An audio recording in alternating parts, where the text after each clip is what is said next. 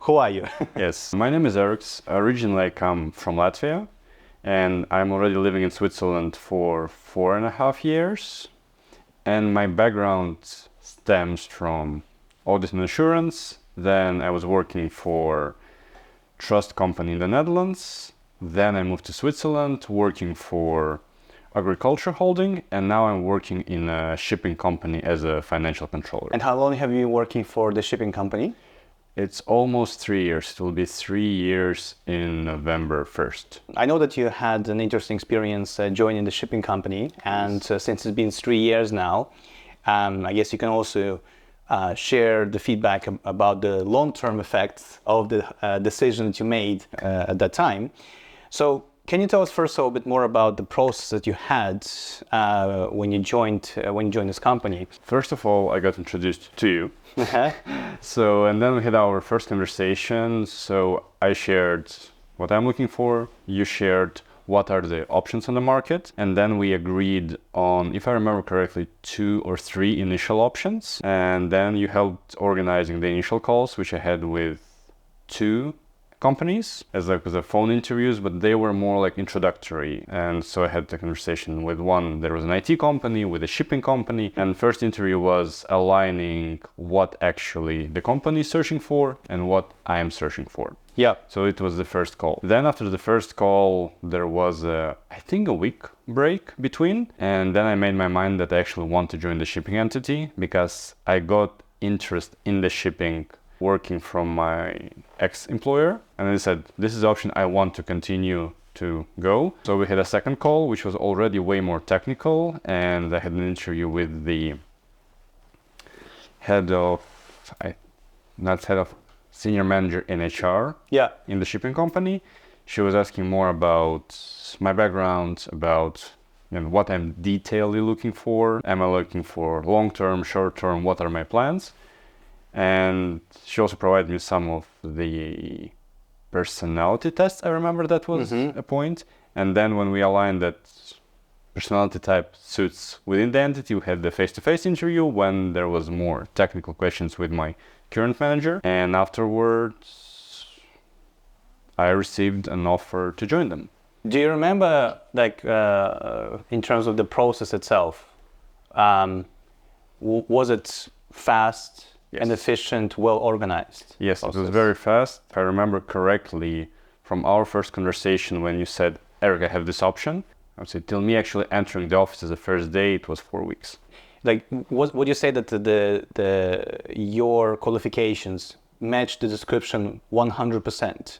Or would you say that there were also gaps that you did not fulfill all the requirements, but it was not necessarily an obstacle for you to be considered as the right candidate? I would say the second option. If we go to the job description, there are some points where I can say I did not match 100%. Because, for example, in finance and accounting, there is specific accounting rules which you need to know, but they're written in the job description as you need to know this accounting standard, and this accounting standard. And if we go purely technical, then I should have a professional qualification as an accountant or like CFA or something, which I do not possess. I have a bachelor's degree and I do have several certifications, which are not all of them finance or accounting related. They're more in the general scope section. Yeah. But motivation to learn, I think, was one of the things which helped me in the interviewing process, because currently my, I would say, corporate working experience is around 8 years or 9. And what I learned is that you don't need to match a specification 100%, because for the majority of the roles, unless they are extremely specialized, I would say basic education will allow you to do the basic tasks, then corporate specifics will be learned on the job. And I think this is what your current employer actually did, right? They saw that you did not match the requirements 100%. And from what you described, they evaluated your motivation. Yes. They did the personality assessment test. Yes. So they went extra mile to analyze what would be a cultural match, your personality match to the team, right? Yes, and also one other thing which I think played a role, and I understand it only after 3 years have passed. The process was very flowy, we can say. There was no obstacles, there was no bumps in the interview process, so there was not a clash of personality types, interests, expectations from either side. So it was very flowy. It was very easy to have a conversation with my current employer, and both from the HR side and from my manager side and from all of the people who were involved in the process. So it was very easygoing, because what I learned now is that good things begin easy. And if there are any, I would say, tension or the negotiations are hard, then there's a big chance that everything which will go after them, it will be a hard process. It will not be easy. So how transparent, was your process with your current employer? It was very transparent in terms of, for example, of course, we all go to work initially so we can make a living. So yeah, of course. My employer was very transparent. Okay, this is what we can offer you. This is the potential if everything goes well. And this is us matching, I would say, here's the market average, here's what we are able to offer you. So this is the additional packages like holidays, potential bonuses or something. They were very open, saying, okay, you will get this if you join us. If you perform well, you will get this. And as an employee, you will get this from the perspective of all of the company policies. Great. And we expect this, this, and this in terms of you. So you perform, so you're on time, so you do your tasks, you're respectful, you're professional. So we expect you to do this. And we will not tolerate behaviors A, B, and C. So we were very open in the beginning. Regarding long-term prospects, career prospects within the company, also discussed? Yes. Yeah. Initially, it was discussed as, this is what we have. This is what we're also working on. We hope that you can help us go in the long-term prospect. Of course, now, situation changes. There are new projects. Some of the old projects didn't go live as we thought they go, but new projects arise, and I would say I'm doing now a little bit also different things. So I still have all of my core responsibilities, which we agreed on, and I'm doing additional projects which are A, interest to me, and B, are beneficial to the company. So we align perfectly between what I need to do and what is written in my job description, and how I can use my personal strengths to make the company life, so I would say, more efficient and the lives of my colleagues more easy. I would say like this. Great. And would you say that the basis, that the expectations that were discussed during the process established the right foundation for you to work in the company for the last 3 years? Yes. and work there? So yes. Did it lay a good start for you to be able to continue Yes. working there, continue working there? Yes, absolutely. Coming back to the personality part, all the gaps that you said that you didn't match the requirements 100%. And you said the company put faith in you because of the personality traits, the chemistry match. Would you say that you were able to fill those gaps? Yes. And they gave you the right time and training to fill them? Yes, because, for example, if you go on get back a little bit on technical requirements. Again, in most of the job descriptions, what I saw in my life, some of the requirements are, I would say, not 100% specific. So they give you the knowledge, you need to know the standard. Again, knowledge of the standard can be measured in different ways, and every company still implements the standard a little bit in their way. I did match in terms of, I know the basics which are required, and then they gave faith in me that I can learn the company way of how the company, for example, reports this standard. And yes, that was faith well put, and I met the expectations they were putting in me. Wonderful. Sounds like it was a very good match then. Yes. Having gone through that experience 3 years ago with your current employer, and now seeing also the long-term results of that process, what advice would you give to other job seekers in these days? Number one is, first, again, try recruiters, because, for example, a lot of people I know are trying LinkedIn, And when I was searching for a job, I also was using LinkedIn as a platform. But LinkedIn at the moment, because it's so big and it's so optimized by artificial intelligence technologies and search technologies, is that you need another machine to crack the LinkedIn algorithm, I would say. So like some time ago, British intelligence beat Enigma with another machine. It's like you need to build your own LinkedIn cracking device to beat it. So I would say definitely use recruiters, recruiting agencies, so it narrowed down the scope of the search. Second, do your homework in terms of investigating, okay, which companies are you applying for? Because, for example, I'm working for a shipping company which is classified as SME, so it's not a large corporate. And there are some agencies which are posting, for example, salary ranges for an average company for average positions. So check this before going and requesting, for example, a salary package. For example, going to SME on an interview and requesting a salary package of Amazon Fin Director might be not the best start. Third, I would say definitely listen to your gut, because the process should go easy. If it goes easy, it means that you'll have an easier start, more pleasant start. Of course, there might be tensions along the way when you're already in the company, and there will be discussions and maybe sometimes arguments on specific topics, but it's not how the process should begin. This is, I would say, number 3. And number 4, it's very generic, but persistence, because sometimes luck plays a huge role in the whole thing, because someday you just might be not in the right place in the right time, and then the next day you might be there. And I would actually add one more piece of advice, is be positive and I would say humane to the other party, because in the end, companies are still run by humans, and how you make other side feel after your interview process, it's definitely will build or ruin the reputation. So for example, I heard cases when the candidate did not get a job, but because he or she left such a nice expression, this person was approached later and then offered another position in the same company, or was referred to somewhere that this person was able to get a job.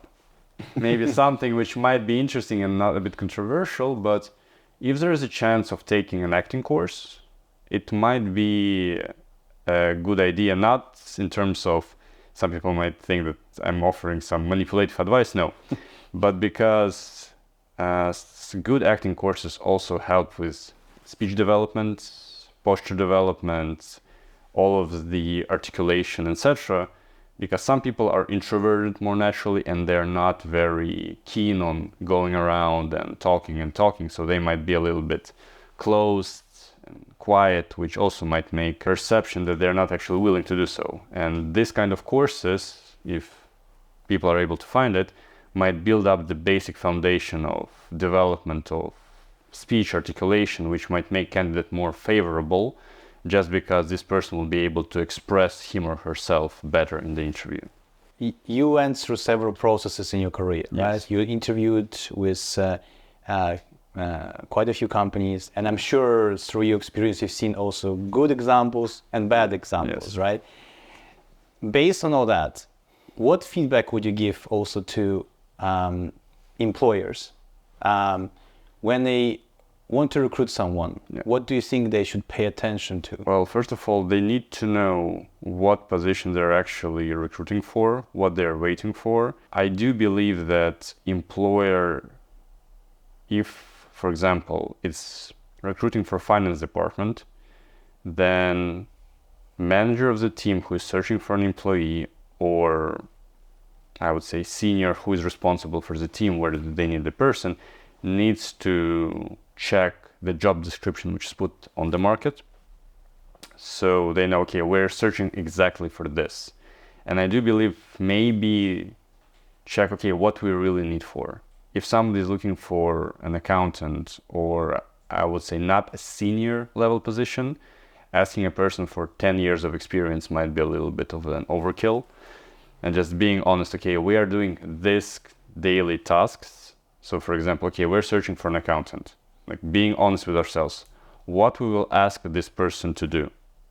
And if the tasks require basic information input, basic analysis, which doesn't go to depths and depths of the subject, then maybe, yes, just putting, okay, we need somebody who has at least 2 years of experience, who knows the basic accounting principles, and who will be here on time and will not be finding an excuses not to come to work. Maybe that's actually what you need. So more people will be actually also applying, because some people are not pushing the apply button because they see all of those requirements, like, oh, you need a master's degree, and then you need the additional certification, and then you need something else. And in the end, you will be working in, for example, accounts payable departments, when your main job will be checking that the invoice is correct. So I would say more realistic requirements on the job will attract more people. Otherwise, as on the employee side, just be transparent, be open. Okay, this is what we're offering you. And again, also being friendly. And I would say approaching the process with kind and open heart, because in the end, yeah, we're all people and it's still a human process. So based on what you said, tell me, I think what's important is to have realistic expectations. Yes, just having a good look on the position, actually, okay, what we're actually going to do. You need to understand what kind of companies you want to work for, big ones or small ones, right? Yes, it's one of those topics, because what I figured out in my experience is that I worked for several entities which were big and small. And if we take job performance, I would say promotions, and other benefits, I was getting way better results in SMEs, because I need to have a contact with, I would say, if not all, but majority of people I work in.